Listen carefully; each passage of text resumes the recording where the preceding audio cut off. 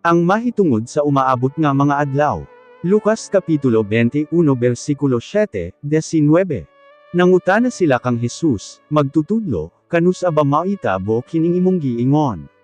Ansa man ang mga timailhan nga kining mga buta nga hapit ng maitabu. Mingon si Jesus kanila, pagbantay kamo nga walay makapahisalaag kaninyo. Kay daghan ang moabot ug muingon nga sila mao ako, ug muingon o sab sila nga miabot na ang panahon. Apan ayaw kamo pagtuo o pagsunod kanila. Kon makadungog kamo nga may mga gyera ug mga kagubot, ayaw kamo kahadlok, kay kana kinahanglan nga maitabo una, apan wala kana magkahulugan nga moabot na ang katapusan.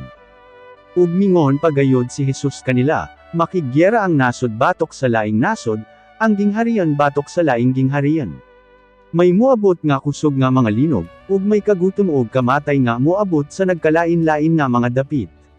Ug makita o sab ninyo ang mga makalilisang ug kahibulungan nga mga timailhan gikan sa langit.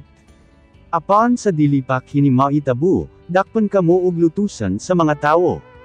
Dadon nila kamo sa mga simbahan sa mga Hudyo aron hakman ug prisohan.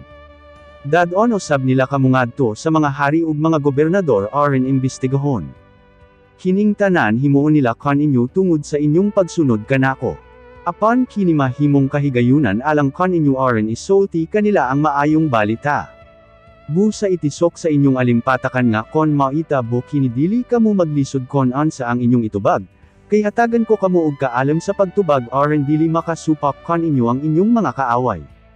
Bisan gani ang inyong kogalingon nga mga ginikanan, mga igsuon, mga paryenti, ug mga amigo magsumbong batok kaninyo. Ug ang oban kaninyo patyon gayud nila. Damtan kamo sa tanan tungod kay kamo akong mga sumusunod. Apan walay kadaot nga maitabo kaninyo. Ug kon magpadayon kamo makaangkon kamo og kinabuhi nga walay katapusan.